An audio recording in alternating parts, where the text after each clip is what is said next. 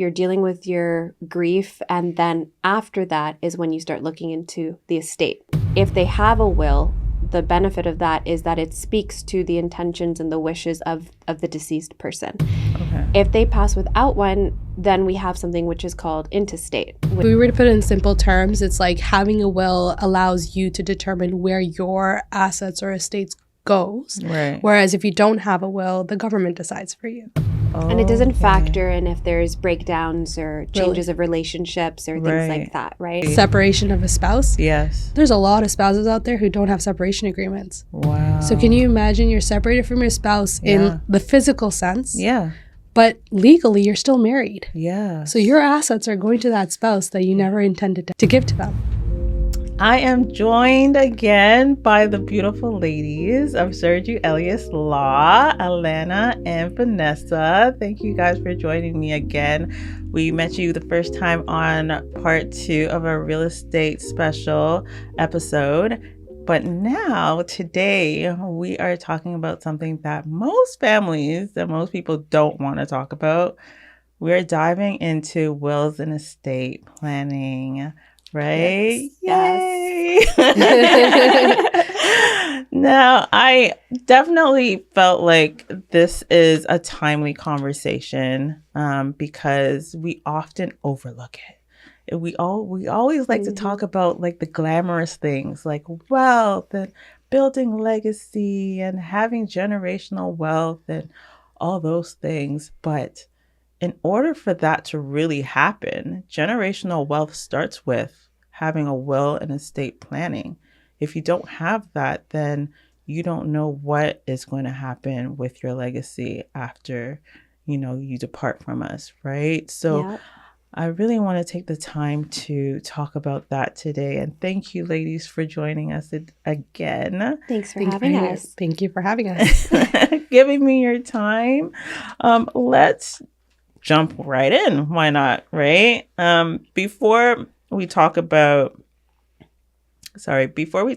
it, again, I just want to start with getting to know you guys a little bit better.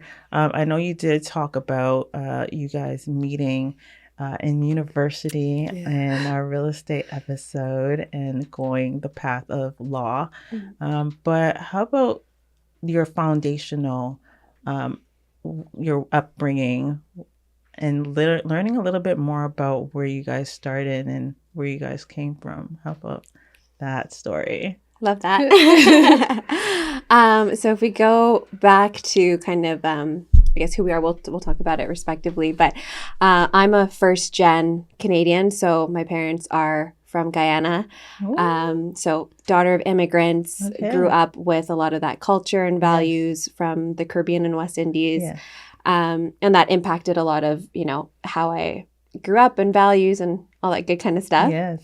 Yeah, and I'm first generation Canadian as well. And I come from immigrant parents that come from Sri Lanka. And then my ethnicity is Tamil. So yes, it's the same kind of journey, I guess, of growing up and being raised by immigrant parents who started the struggle. And we have been privileged to be able to say that, we've had the experiences of a Canadian. Yeah, life. Wow. Amazing. Yeah.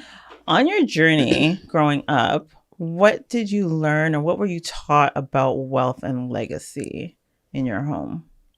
Anything? Can I be very honest? Yes. Nothing.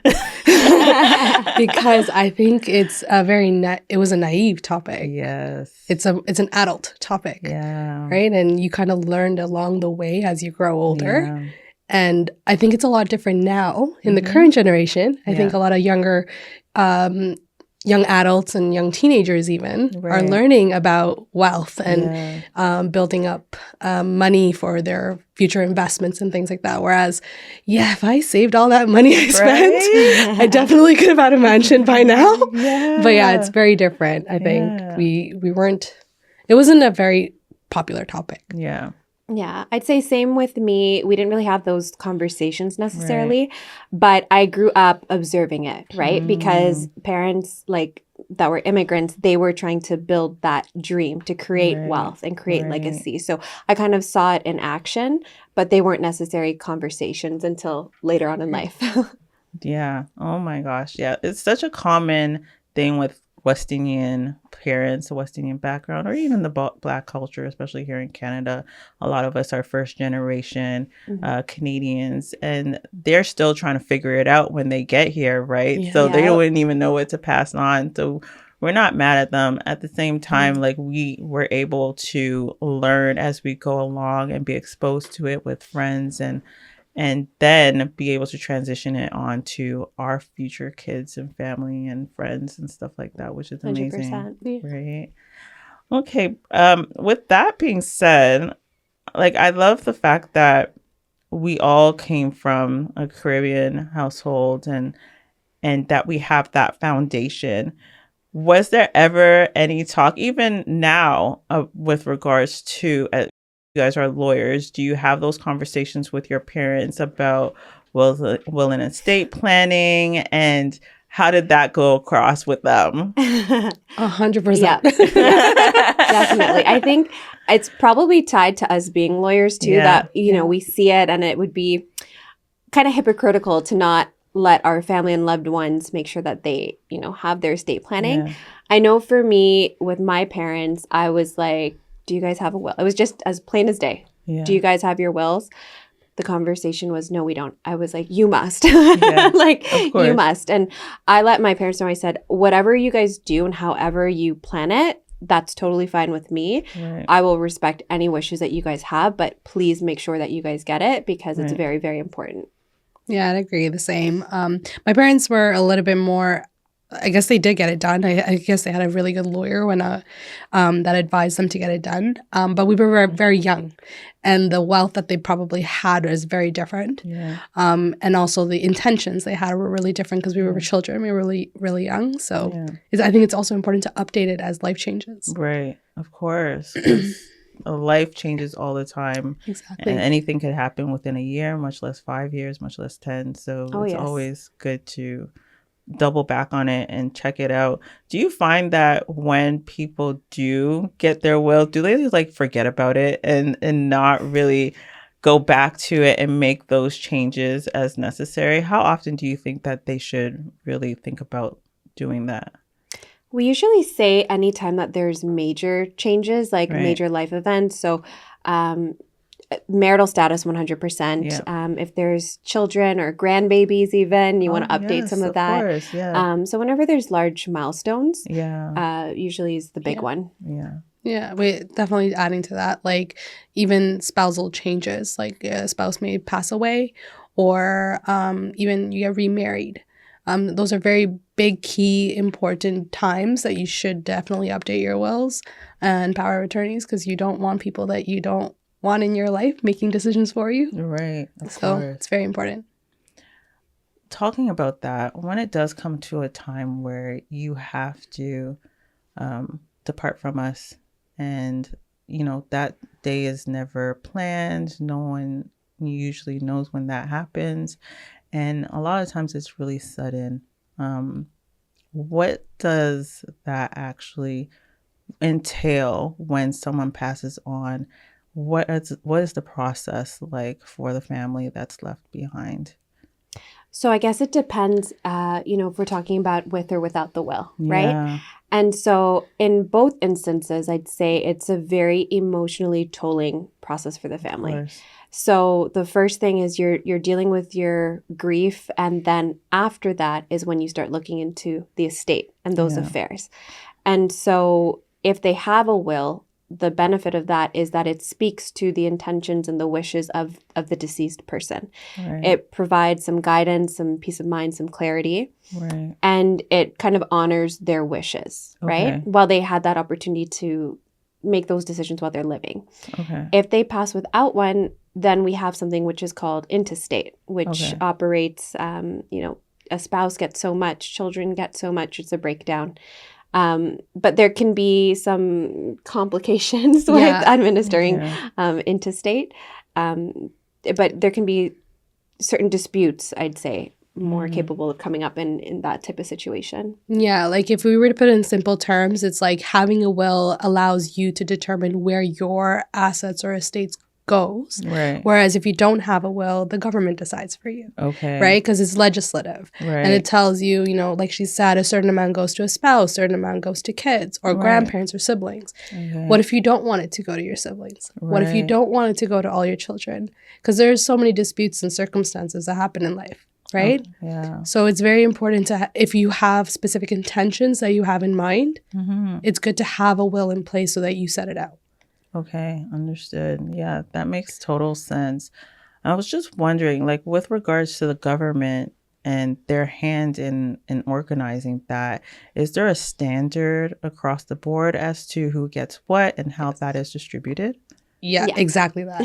So there's no like room for maneuvering. Okay. So it's exactly how they set it out. So spouse Okay. will get a certain amount. If you have a certain number of children, they will get it. If you don't have that, then siblings would get it or parents would get it. So you have no room to kind of maneuver, oh, I want like, you know, half my assets to go to my mom, half of it to go to my sibling. You don't Right. get that opportunity or that Okay. choice anymore. Because now the Okay. government says, no, everything goes to your mom. And it doesn't Okay. factor in if there's breakdowns or changes of relationships or things Right. like that, right? Right. Sometimes there's people, they've been estranged from their family for many, many years. Right. And then they never got around to planning their or will. separated from their spouse. And, yeah. Exactly. Yeah. Wow. That's a huge one, actually, that you mentioned it. Really? Separation of a spouse. Yes. There's a lot of spouses out there who don't have separation agreements. Wow. So can you imagine you're separated from your spouse Yeah. in the physical sense, Yeah. but legally you're still married. Yeah. So your assets are going to that spouse that you never intended to give to them. Wow. So that's a huge one that we actually encompass a lot. Yeah, I can imagine. Wow. Is there, with regards to a percentage, is it percentage based that they usually defer the assets of a relative to? Like all of it goes directly to your spouse?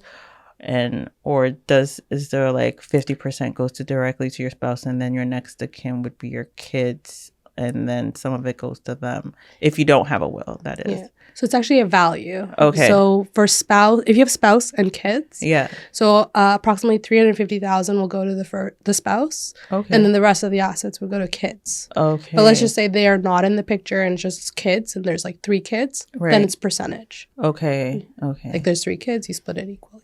Okay. Yeah. Understood. Wow. I never knew that. That's good to know. What are some of the common misunderstandings that family have around, you know, how this process works? When it comes down to it and they come and see you, they're like, but I never knew. What are some of the common things that you find that there's a misunderstanding around when it comes to that? So I'd say it would be when that person, whoever it may be, is living and you guys have your conversations, Yeah. that might not necessarily be reflective in what they decided to do with their will. Mm. And so it's a tough pill to swallow, but sometimes you have to kind of accept and respect, okay, this is who they've appointed to do this. And this is, you know, how they want to give things. Because a lot of the time when we're doing the probate, we'll get calls and emails from the family members and they're like, absolutely not. My so-and-so would have never done this, that, the other. Right. And all we can say is, I'm so sorry for your loss. Right. And I understand your emotions, but unfortunately, this is what they've decided. Wow. Yeah. And I think there's another new trend that is Right. now happening Okay. in terms of estate planning. A lot of people are talking about living trusts. Okay. And I think that's a huge misconception in the sense that, oh, I can just, put all my estate into a living trust and carry it on for my kids. But they don't actually know the kind of how the strategy actually works. Right. There's like expenses Okay. behind that, and it's a lot more costly than a will or a power of attorney. Right. But you're still going to need that anyhow. So there's a lot of it's really important to talk to professionals like wealth financial advisors or lawyers or accountants to get more information on that Okay. before making decisions with that. Okay.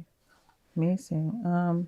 But when you don't have a will, for example, which a lot of us don't in our community, what are the often surprises that they run into when they meet you guys or when they come to you guys for answers regarding an estate? Is there anything that comes to mind that people are often like, wow, I didn't know that I have to deal with this. Would it be maybe like debt or financial, or what are some of the common things that people are surprised by when there's no will in I think picture? like for Caribbean families, for example, sometimes there's a lot of us, right? Yeah, There could be a lot of kids, a lot of siblings, and so forth. True. And sometimes you'll need to get certain consents, consents to, appoint yourself to be the executor, or consents for distributions or things like that. Everybody has to agree. Yeah, or even resignation. So it works hand in hand. But there's some like additional work and agreement that needs to be had with your loved ones, or maybe not loved ones, but your family. So that's one part that sometimes people are like, oh, I thought I didn't have to, notify them or include them or whatnot. And it's like, no, unfortunately, you will have to. Another one is like understanding, the value of the estate, and what we as lawyers or any of the estate professionals kind of look at when we determine what the fair market value is of that person's estate, what that includes, what's excluded, things like that. Are usually kind of the unknown, I'd say. Yeah. I was going to say the first one that you were mentioning as well. I think that's the biggest red flag we get. A lot of clients being like, oh, but my family is back home. Why do I need their consent? They're not living here, but you do. That's true. We get that a lot. So even if they're abroad and you've never talked to them for like 20 years, like you still need their permission in order for you to execute. Oh, wow. Oh, yeah. And so, there's lots of families. Sometimes you got some of your aunts and cousins back home, and you got some in Toronto, right? Some in the U.S., wherever. Yeah. But no, they also need to be notified. Right. Wow. Yeah, that's good to know, because a lot of, like, I for sure didn't know that, and I'm sure a lot of people isn't aware of that. So that's definitely another added pressure to put on your family, for them to actually find all the relatives and make sure that they're all aligned and on the same page. And often that's not the case, unfortunately. Now I want to talk a little bit more about the documents that are a part of having a will and estate and the planning part of it. What a document should adults realistically have in place so that everything is in order, and therefore their loved ones know exactly what to do and where to go from that point? Well, the three main ones are the will, the power of attorney documents. But the power of attorney documents is more used when you are alive but incapable of making decisions. Okay. So you could be in a coma, you could have got into a car accident. Right. Even for property decisions, you could be out of the country. Something as simple as that. Yeah.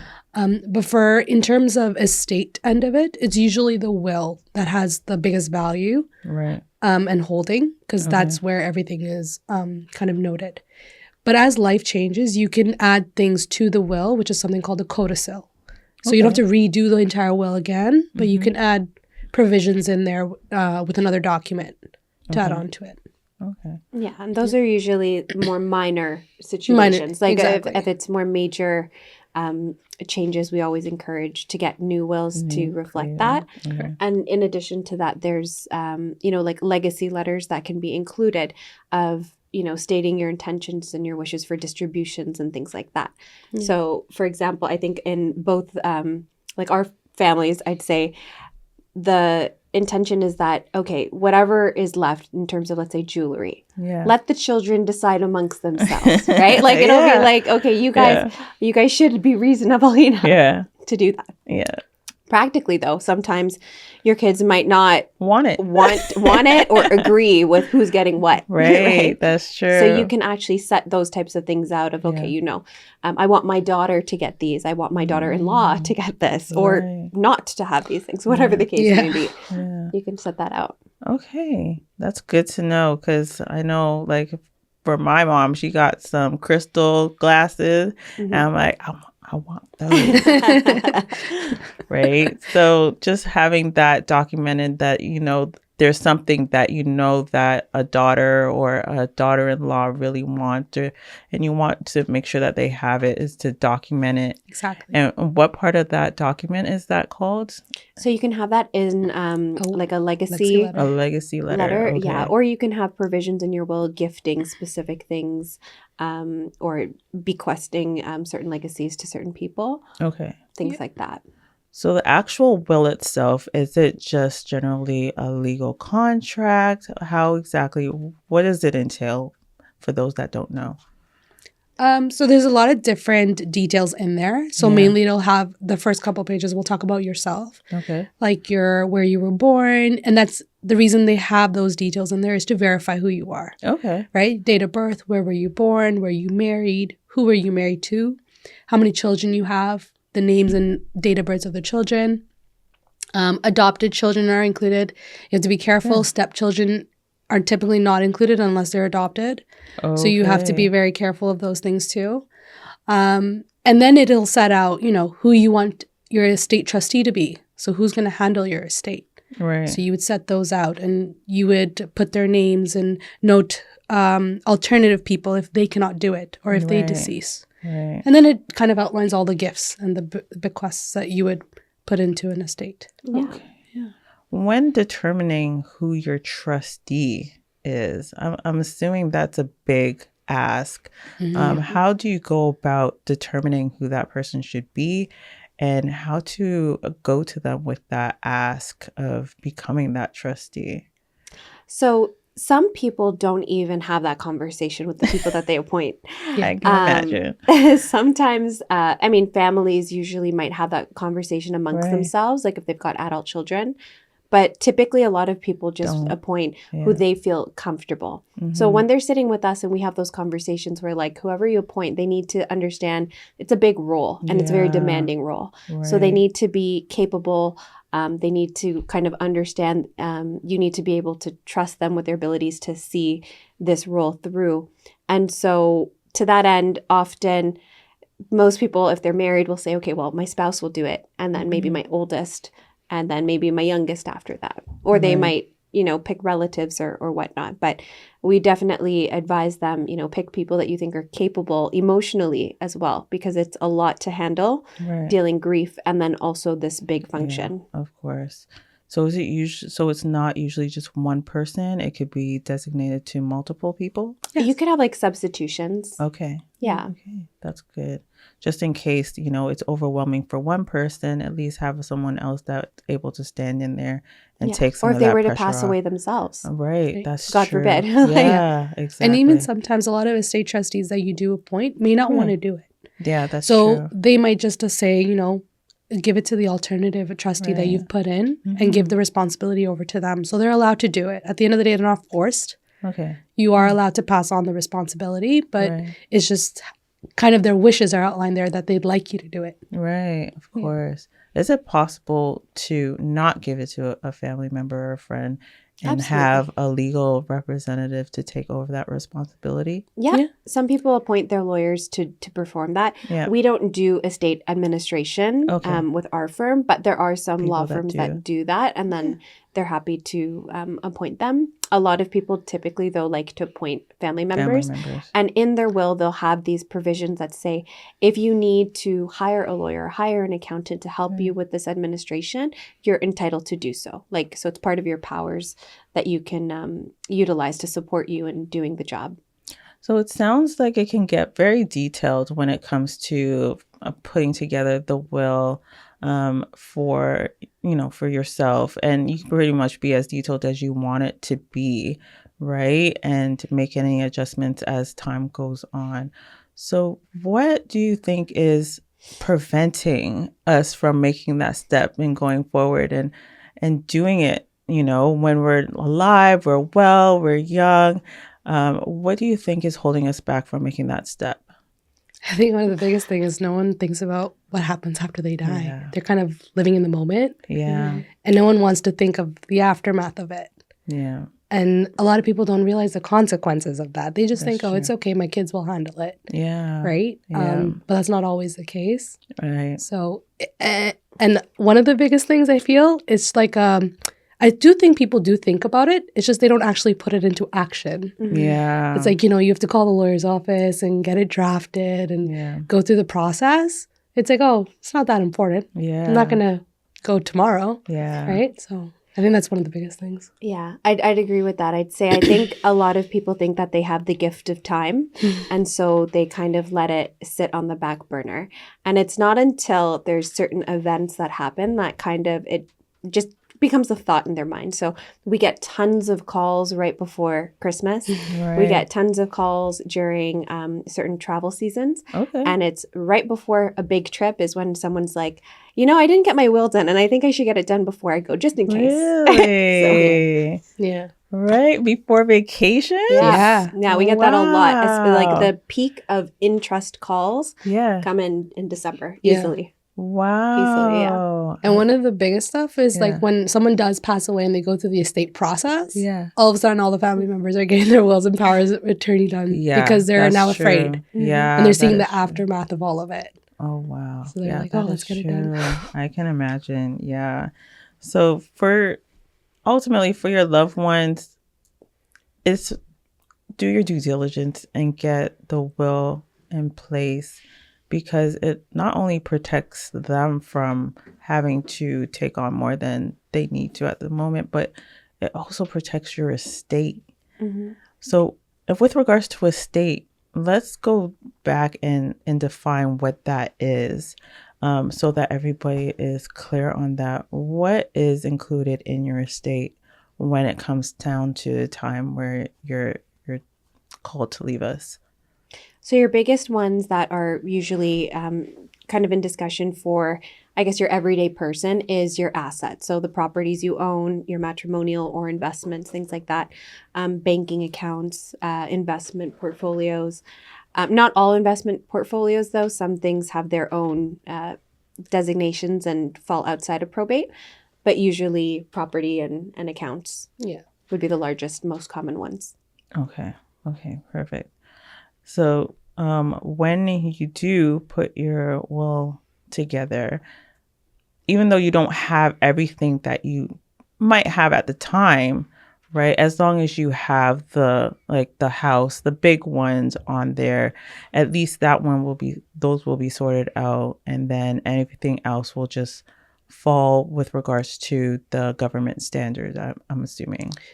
So the will, the way the will works is that we're not actually pinpointing the exact property that you have or the exact bank account you have. Unless you really want to.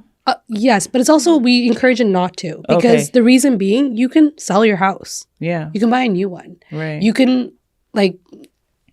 use up all your funds that you do have in your bank account. You can lose investments that you have. So it's really the assets or items that you have at the time of death. That's really important. Not really like what you're using right now. Right. A lot of parents, a lot of times will talk about, I have a property. I want to make sure this goes to one kid and the other property goes to the other.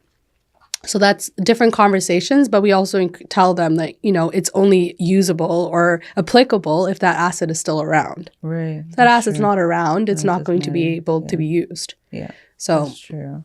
Wow. Yeah, that is completely true. And it's definitely something to think about when you're doing it. It's good to have it detailed, but not too detailed, to make it open so that there's some flexibility in there, right? What changes emotionally when affairs are in order?